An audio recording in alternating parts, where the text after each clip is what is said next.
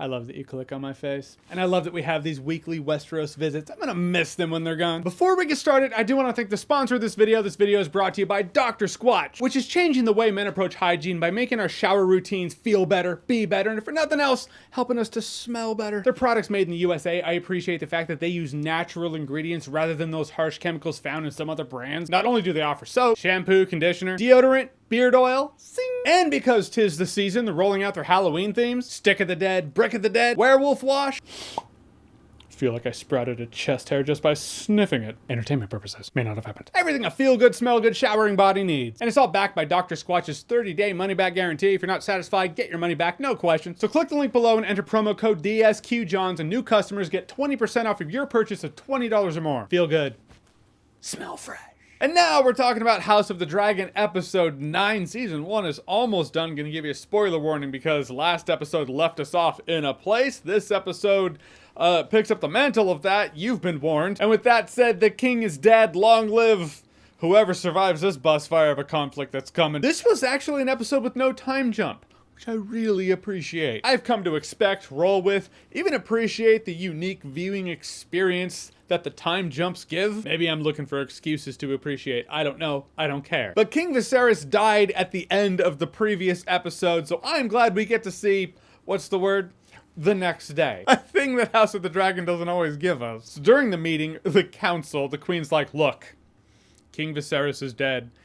And in his last words, when he was clearly in his right mind and had all of his wits about him, he told me that our shitbag son Aegon should be king. Trust me, that's what happened. His brain was not pumped full of whatever chemicals pump through your brain when you die.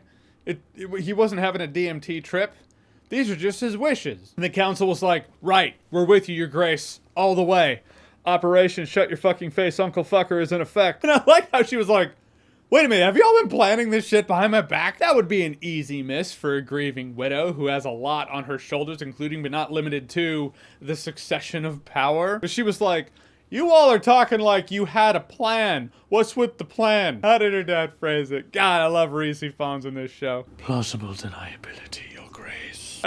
He didn't say that, but that's his total vibe. This old guy starts snapping back. Sir Cole's like, you know what? Oh, you're dead. I still have a job? Cool. He just kind of always keeps his job. Not what you know, it's who you know. Remember that. It's a life lesson right there. I thought the Lord Commander of the Kingsguard was pretty badass when they were all like, all right, we're gonna kill Rhaenyra.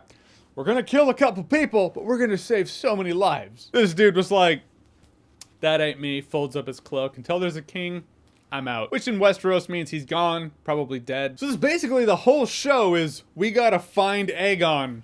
No one knows where he is. There's underground dog pit fighting.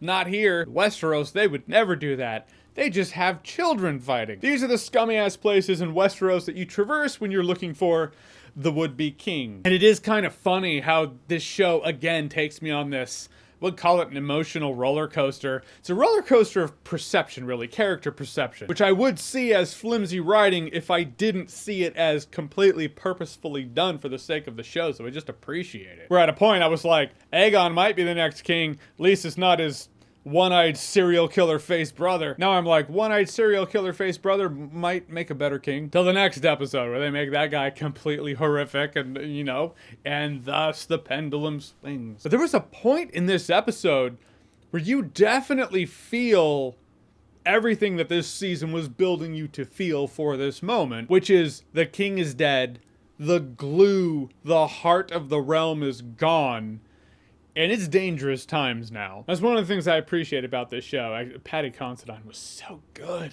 I'll talk about him more in a bit. He deserves his own section of this video. But at a point they get Aegon, which is funny, because when he gets the dagger, you know, it was a whole thing when King Viserys was telling Rhaenyra about the hidden message in the dagger, about the dream of Aegon. Rhaenyra was the last one to know that. And without Rhaenyra passing that knowledge on, that story's just gonna kind of go away. I suppose that could be the thing where Rhaenyra could be like, you ever see Lord of the Rings? Put that to fire, you're gonna see a message. I know what the message says. Because that's actually what my father was talking about when he was dying. Not this dick. And in a world where it being Westeros, who knows? Maybe Aegon's gonna be like, I should do right by the people. But it seems to me like he fell into this and he accepted the role of king and held up the sword after everyone was clapping and cheering, and he just likes the feeling of being liked. And then the big boom happened. I thought a bomb went off or something, and the crowd was just like, blam! I was like, what was that? But it was, Rhaenys. It could be Rhaenys, could be Rhaenys. I thought she bailed. I thought she was like, okay, well, all this shit's going, I'm out. She's on a dragon, just busts up through the floor. Yeah, people died.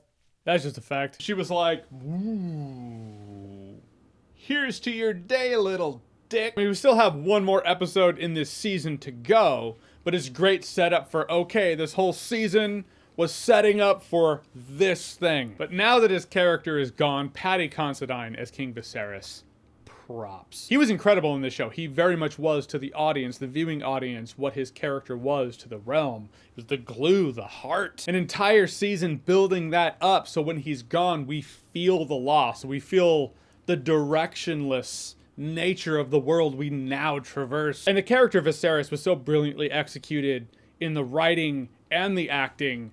If you look at, it was episode 1, right? In the pilot episode of House of the Dragon, we see Viserys give the maesters the green light to hold his wife down, cut into her womb, ripping a baby from it, killing her while she feels it all because he so wanted a male heir. I feel like any other show would have been like, and that is how we start the villain origin story for the show. House of the Dragon then flips it and is like, and now we're going to make that character a sympathetic character. In fact, the heart and soul of the show, of the realm. And when he's gone, the characters will feel the loss. The audience will feel the loss. It'll be sadness and sorrow that breaks the fourth wall.